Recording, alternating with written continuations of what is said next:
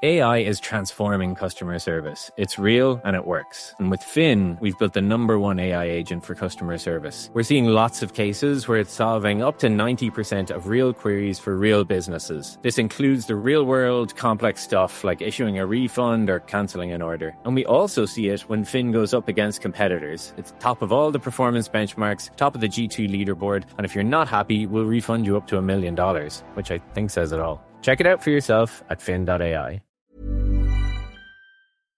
Bonjour, ici Patrick Pierrat, éditeur d'Info Bref. Voici l'essentiel des nouvelles en ce mardi 30 septembre. Les médecins de famille ont fait une nouvelle proposition au gouvernement. Leur syndicat a dit qu'il avait accepté le principe d'une médiation qui avait été proposée la semaine dernière par Québec, qu'il avait soumis aussi une contre-proposition de médiation, donc d'accord pour une médiation, mais pas de la façon proposée par le gouvernement, et qu'il avait par ailleurs reporté jusqu'à samedi le boycottage de l'enseignement aux étudiants en médecine. Le gouvernement a annoncé qu'il accueillait favorablement 2 rapports sur l'élargissement de l'accès au dépistage du cancer du sein aux femmes de 40 à 49 ans. Ces rapports ont été produits par l'Institut national d'excellence en santé et en services sociaux et l'Institut national de santé publique du Québec. Actuellement, le programme québécois de dépistage du cancer du sein n'invite que les femmes de 50 à 74 ans à passer gratuitement une mammographie tous les 2 ans. Le ministère de la Santé a indiqué qu'il étudiait différents scénarios et se positionnerait très prochainement. Israël a accepté un plan de paix américain pour la bande de Gaza. Donald Trump a reçu à Washington le Premier ministre israélien Benjamin Netanyahou. Le président américain a présenté un plan qui vise à mettre fin à la guerre entre Israël et le Hamas dans la bande de Gaza. Ce plan prévoit l'arrêt des opérations militaires israéliennes, le désarmement du Hamas et la démilitarisation du territoire palestinien, la libération par le Hamas de tous les otages qu'il détient encore et, en parallèle, la libération par Israël de 250 prisonniers et de 1700 Gazaouis. Netanyahou soutient le plan américain. Trump s'est dit confiant d'obtenir également l'appui du Hamas. Face aux défis mondiaux, le Canada ne se repliera pas sur lui-même, a affirmé Anita Anand dans un discours qu'elle a prononcé devant l'Assemblée générale des Nations unies. La ministre fédérale des Affaires étrangères a affirmé que dans cette époque de défis et de changements géopolitiques, les 3 priorités du Canada en politique étrangère sont maintenant d'abord la défense, puis la résilience économique, et en 3e position, respecter les valeurs fondamentales, autrement dit les droits de la personne, l'égalité des sexes, la protection de l'environnement et les droits des peuples autochtones. L'économie québécoise devrait légèrement rebondir l'an prochain. Le cabinet comptable Deloitte prévoit que le produit intérieur brut du Québec augmentera de 1% cette année, puis de 1,7% l'an prochain. Le cabinet estime que l'économie va reprendre de la vigueur parce que le taux directeur va encore diminuer et parce que le Canada va investir dans des secteurs affectés par les tarifs douaniers.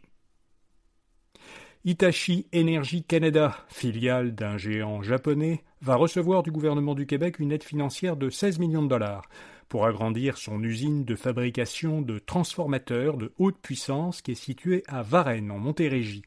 L'entreprise a annoncé qu'elle va investir au total 270 millions de dollars dans ce projet. Il doit lui permettre de presque tripler sa production et de créer 500 emplois d'ici 2034.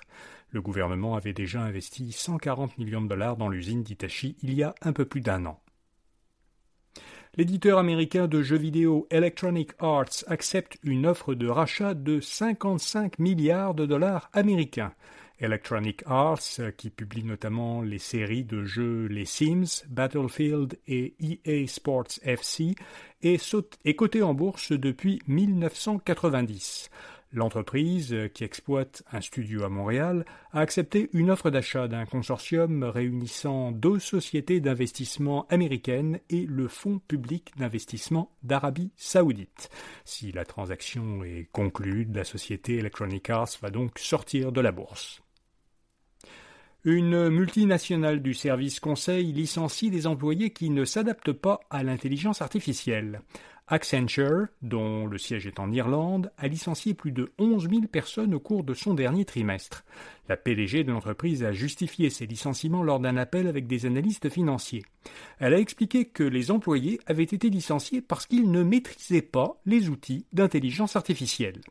Accenture avait précédemment lancé un important programme d'optimisation de ses activités et ce programme prévoyait l'embauche de candidats qui, eux, sont qualifiés en IA. Anthropic lance une version améliorée de son IA, Claude. La firme américaine a mis en service dans son robot conversationnel un nouveau modèle d'intelligence artificielle générative, Claude Sonnet 4.5. Cette nouvelle version est présentée comme plus efficace pour certaines tâches, dont le codage informatique. Ainsi, Claude Sonnet 4.5 pourrait coder de manière autonome pendant 30 heures d'affilée. Pour comparaison, un précédent modèle qui était considéré comme performant, Claude Opus 4, peut lui coder pendant 7 heures d'affilée.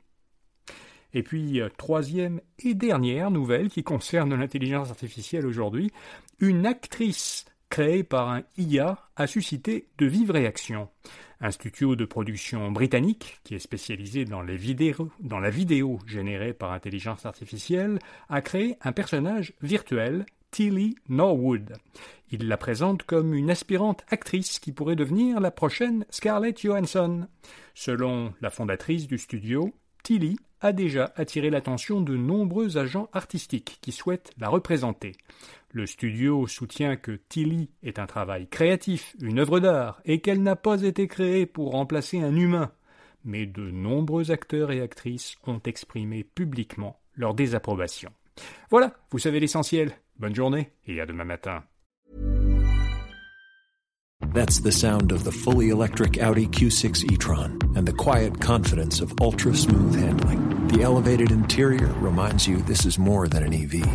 This is electric performance redefined.